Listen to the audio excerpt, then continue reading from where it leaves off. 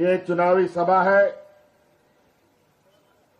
और आप सबको मालूम है चुनाव का घंटी बज चुका है, आचार संहिता लग चुका है और पूरे राज्य में इंडिया गठबंधन और एनडीए गठबंधन के बीच में चुनावी प्रतिस्पर्धा शुरू हो चुका है।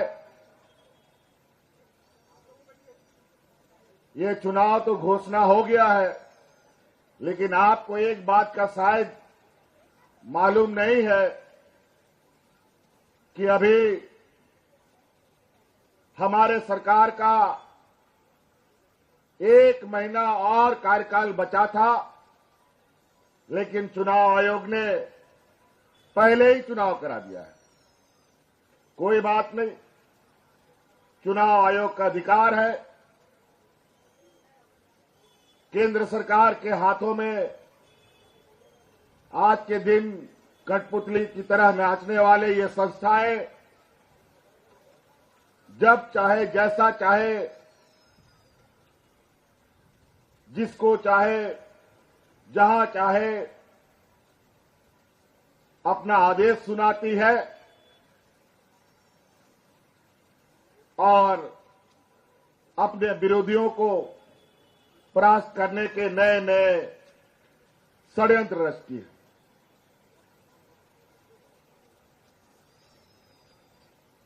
हम लोगों के 5 साल के इस कार्यकाल में कई बड़े तूफान आए, कई उतार चढ़ाव हम लोगों ने देखा और जब हमारा काम करने का वक्त तेजी से आगे बढ़ रहा था तो हमारे कामों को गति ना मिल पाए। योजनाबद्ध तरीके से महीना भर पहले चुनाव भी करा रहा है। 5 साल में 2 साल से अधिक कोरोना का महामारी इस पूरे दुनिया में काला बादल की तरह चिपक गया। 2.5 साल तक हम लोगों को घर के अंदर में ताला बंद करके रहना पड़ा। हाट बाजार, गाड़ी मोटर, नौकरी चाकरी सब बंद, कोई काम नहीं होता था। कोई भी काम हम लोग नहीं कर पा रहे थे। आप सबको वो खतरनाक मंजर याद होगा। बहुत सारे आप लोगों के भी रिश्ते नाते अलग अलग राज्यों में काम करने जाते थे, कोई नौकरी करने के लिए, कोई मजदूरी करने के लिए। अचानक ये एनडीए की सरकार, ये भारतीय जनता पार्टी की सरकार ने बिना किसी को समय दिए देश में लॉकडाउन लगा दिया। अचानक जहां गाड़ी चल रहा था वहीं रुक गया, चाहे वो घने जंगल के बीच में, चाहे वो शहर में, चाहे गांव में, जो जहां था वहीं खड़ा हो गया। और हम लोग का मजदूर, हम लोग का रिश्ता नाता लोग अलग अलग राज्यों में जाकर के फंस गया। किसी को घर जाने का कोई रास्ता नहीं मिला। हजारों लाखों लोग देश के अंदर, कोई दिल्ली से, कोई मुंबई से, कोई कलकत्ता से, कोई महाराष्ट्र से पैदल ही चल दिया अपना अपना गांव। महिला पुरुष बच्चा सब, कई लोग तो रास्ता में मर गया, कई लोग मालगाड़ी का पटरी के नीचे कुचल के मर गया। ऐसे भयावह दिन में भी इस देश का पहला और आपका बेटा, आपका भाई जो आपके सामने खड़ा है, आपके परिवारजनों को हवाई जहाज से ढो ढो करके आपके घर पहुंचाने का काम करता था। मुंह में मास्क लगा करके घूमना, रहना, किसी से मिलना जुलना नहीं। और ऐसे समय में हम कोरोना ढो ढो करके लाते थे। 2019 के पहले याद कीजिए, डबल इंजन की सरकार थी। केंद्र में भी बीजेपी की सरकार, राज्य में भी बीजेपी की सरकार, एनडीए की सरकार।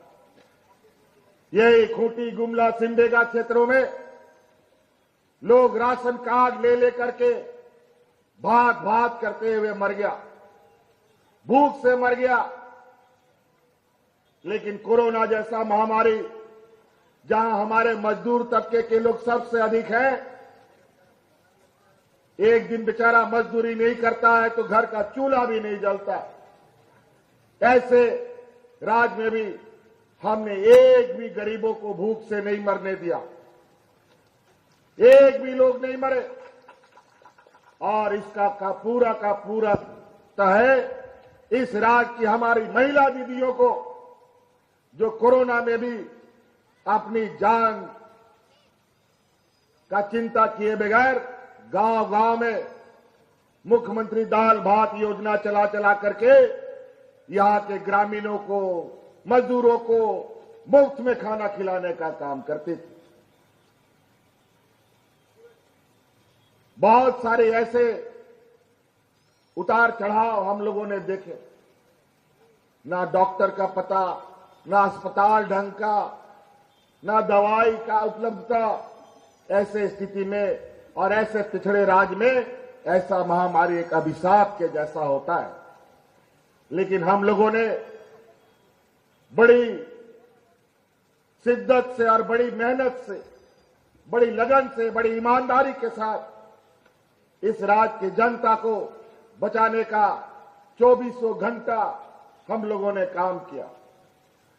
और इस राज्य की जनता को बचाने के लिए मुझे बहुत बड़ा कीमत भी चुकानी पड़ी। और इस कोरोना में हमारे 2 मंत्री शहीद हो गए, हमारे हाजी हुसैन अंसारी साहब और हमारे जगन्नाथ महतो जी। इस राज्य के गांव देहात घूमते घूमते कोरोना भी उसको साथ में लेकर चला गया। तब जाकर के इस राज्य के लोग सुरक्षित बचे। बगल के राज्य में, यूपी बिहार में ऐसा लोग मरता था जैसे जानवर मरता हो। वहां मिट्टी खत्म, दफन करने के लिए, लोगों को जलाने के लिए लकड़ी खत्म, ये हालत हो गया था। और यही पिछड़ा राज्य पूरे देश की जान बचाने के लिए, पूरा देश के अंदर ऑक्सीजन का जो सप्लाई हुआ है वो झारखंड प्रदेश से ही हमारे राज्य से हुआ है। लेकिन इस राज्य के लिए केंद्र में बैठे राजनेता इस राज्य को एक दुधारू गांव के रूप में देखता है। दूध तो निकालता है लेकिन चारा नहीं देता। बड़ा चिंता का विषय है। यहां के खनिज संपदा, यहां का कोयला, लोहा, अभ्रक, यूरेनियम, दुनिया भर का बॉक्साइट वगैरह खनिज संपदा से बड़ा बड़ा व्यापारी लोग अमीर पे अमीर होता चला गया और हमारे लोग गरीब के गरीब होते चले गए। इन 5 साल के कार्यकाल में 2.5 साल कोरोना खा गया। जब हम आप लोगों के लिए काम करना शुरू किया